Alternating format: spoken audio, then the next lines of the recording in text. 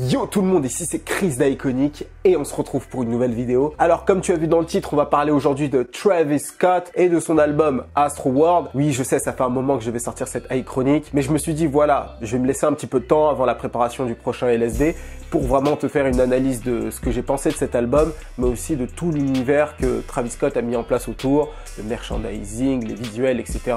Donc j'ai eu le temps de bien mûrir mon écoute de l'album, donc je pense que c'est le moment de te faire une petite chronique sur tout ça. L'année dernière, Travis Scott a passé un nouveau cap avec Astroworld. Alors juste avant, l'album qui était sorti, c'était Birds in a Trap Sings Mike Knight. Le nom est très compliqué à dire. Cet album était excellent, mais ce nouvel album, clairement, ça a fait passer Travis Scott à un nouveau stade. Alors déjà, on va parler en termes de vente. Le précédent album a fait 90 000 copies la première semaine, et les précédents, c'était à peu près la même chose. C'était entre 75 000 et 95 000. Tandis que Astroworld a fait plus de 500 000 copies. Donc c'est vraiment un très gros succès de la part de Travis Scott. Tous les artistes type Drake, J. Cole ou Kendrick font à peu près ces chiffres-là. Alors essayons de comprendre un petit peu le contexte qui a fait que cet album a vraiment cartonné. Tout d'abord, il y avait l'attente. Le premier single de Astroworld est sorti en juin 2017. C'était Butterfly Effect, qui a d'ailleurs cartonné. Donc pendant ces un an-là, Travis Scott n'a pas sorti de musique. Bien sûr, il apparaissait dans des featuring à gauche à droite, mais il n'avait pas sorti lui-même de morceaux. Et la seule chose qui a fait parler de lui pendant cette année-là, c'est sa relation avec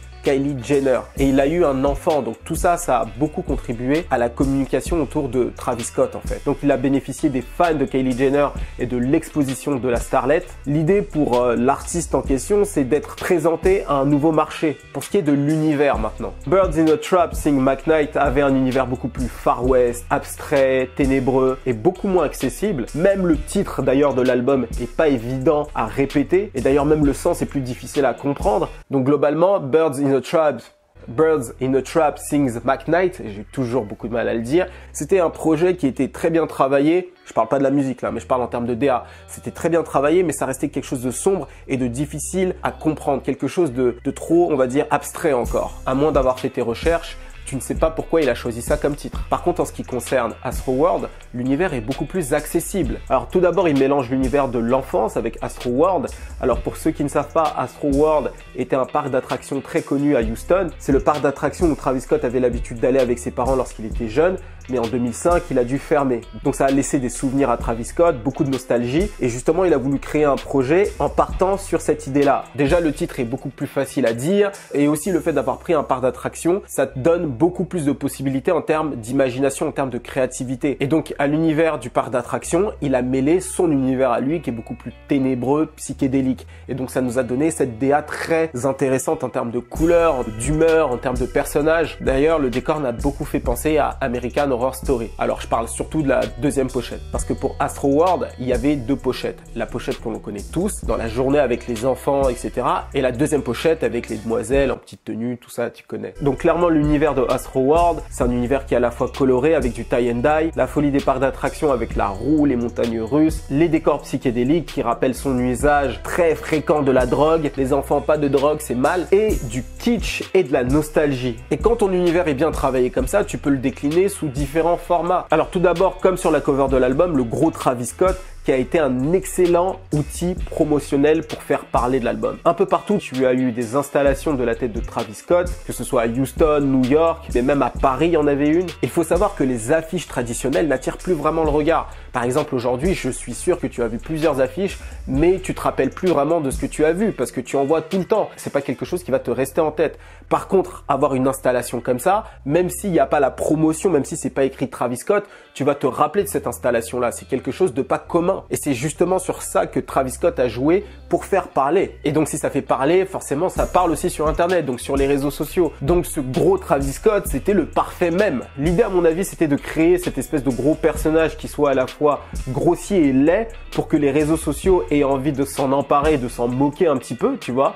Je pense que comme moi, tu es tombé sur tous les mèmes de Travis Scott un petit peu partout, que ce soit avec Bob l'éponge ou encore ailleurs, bref. Mais en même temps, ça doit rester très original, créatif et réussi. Et c'est exactement exactement ce que Travis Scott a réussi à faire avec ça. Ce qui a fait que cette pochette a eu énormément d'impressions sur internet. Je pense que c'est l'une des covers qu'on a vu le plus. Et pour le petit point culture, la cover a été réalisée par David LaChapelle. C'est l'une des grosses références de notre époque. Il a travaillé notamment avec Tupac, Madonna, Britney Spears, Marilyn Manson, Aaliyah, Cameron Diaz. Bref, il a travaillé absolument avec tout le monde. Si je ne dis pas de bêtises, c'est lui qui a réalisé le documentaire Rise. Tu sais, le documentaire sur le crump là. Pour revenir sur le côté même, ça m'a fait beaucoup penser à Drake avec le clip Hotline Bling. À l'époque, le single était arrivé à la 2e place des Billboards et Drake a sorti le clip justement pour essayer de passer à la 1re place. Ce qu'il a fait pour ça, c'est qu'il a sorti un clip très simple, très rigolo et qui soit facile à transformer en mème. Et il savait que grâce à ça, il pourrait atteindre la 1re place. Et c'est exactement ce qui s'est passé. Et le merchandising, c'est ce qui a beaucoup aidé Travis Scott à vendre un maximum de CD, même la 2e semaine. Et donc la 2e semaine de la sortie de Astro World, il a sorti son merchandising. En fait, si tu achètes son merchandising, tu as directement son album. Donc forcément, comme son public est très attaché aux produits physiques, à la mode, etc., ils ont acheté le produit et ils ont eu l'album en plus. Au passage, son merchandising, c'est tout ce qu'il y a de plus populaire en ce moment dans le streetwear post-Virgil Abloh. Par exemple, tu as un suite Wish You Were Here, directement inspiré du t-shirt King of the Youth de Virgil Abloh. Bref, maintenant que j'ai parlé de l'univers, de la DA et du marketing, on peut passer directement au contenu de l'album. Il commence avec un très gros morceau, Stargazing. La traduction, c'est observation des étoiles, donc ça annonce la couleur de l'album. Travis Scott ne veut pas simplement nous faire quelque chose de aérien, il veut atteindre la stratosphère, tu vois ce que je veux dire? Avec l'aide aussi de la MDMA. La première partie de l'intro était lourde, mais ça laissait pas présager que le reste de l'album serait aussi lourd. Lorsque la 2e instru a commencé, là, ça a commencé à me mettre dans le truc. Tu vois ce que je veux dire? Là, j'ai commencé à me dire, ok, l'album promet. Alors ensuite, sur le 2e morceau, Carousel, il y a quelque chose que j'ai ressenti. Dans ce morceau que j'ai ressenti encore ailleurs, c'est vraiment l'ancrage de Travis Scott, encore une fois, à Texas. Il a vraiment voulu représenter d'où il venait et vraiment montrer en fait que c'est un pur produit texan en fait. Alors, il y a un artiste qui est très peu connu, qui s'appelle Big Tuck. C'est vraiment un artiste avec une notoriété, je dirais, locale. C'est un rappeur de Dallas. D'ailleurs, je me rappelle, il avait sorti un son qui s'appelait Southside the Realest. C'est vraiment un gros single, c'est un petit peu un hymne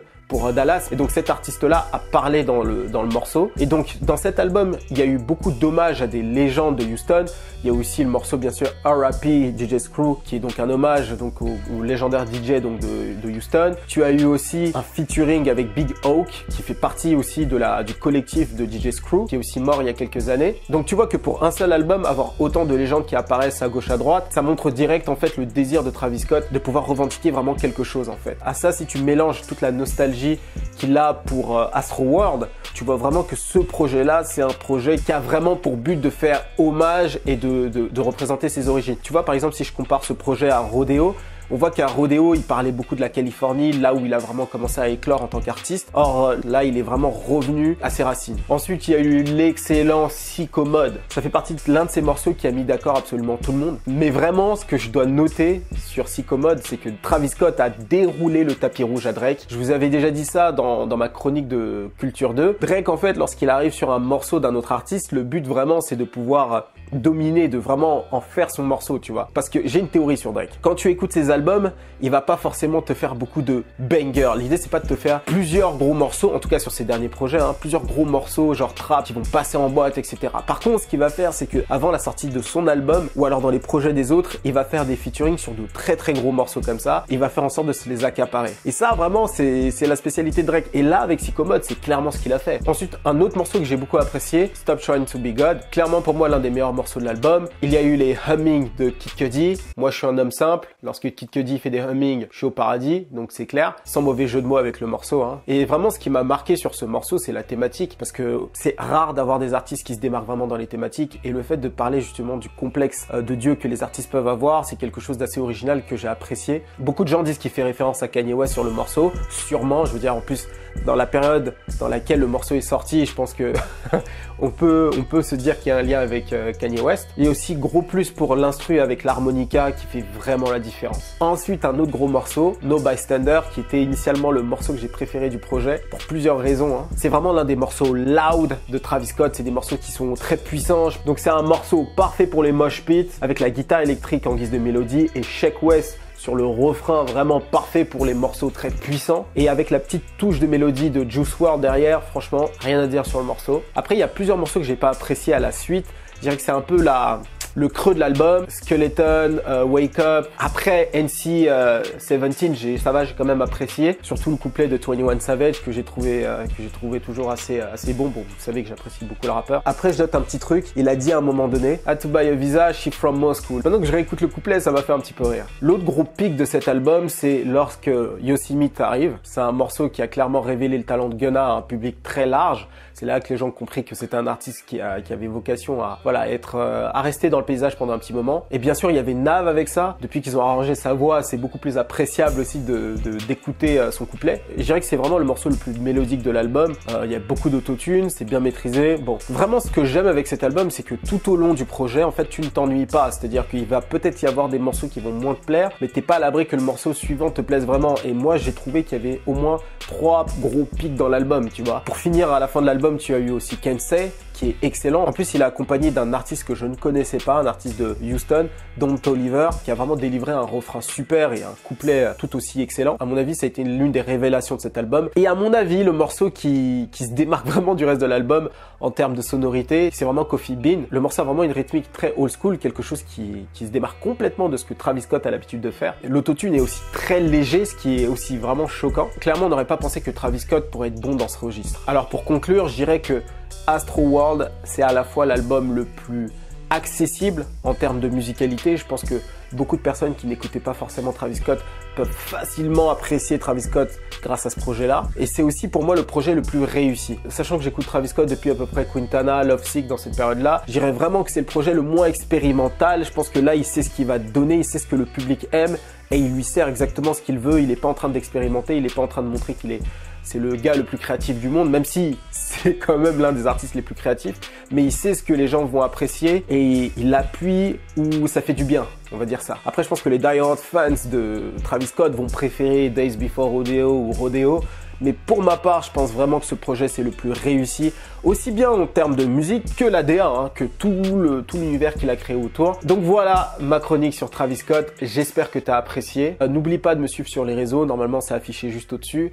Et n'oublie pas de t'inscrire sur ma mailing list. Donc le lien est en dessous, tu mets ton adresse email, ton numéro étant facultatif. Le numéro de téléphone, je vais pas l'utiliser souvent, mais lorsque je vais l'utiliser, c'est vraiment pour des choses très spéciales, des lancements très spéciaux. Je t'enverrai les LSD avec les extraits musicaux que je peux pas mettre sur YouTube. D'ailleurs, je suis en train de me faire claim toutes mes vidéos. C'est vraiment un bordel. Et aussi sur cette mailing list, tu vas recevoir plein d'autres trucs, les nouveaux projets, les meet-up, etc., etc.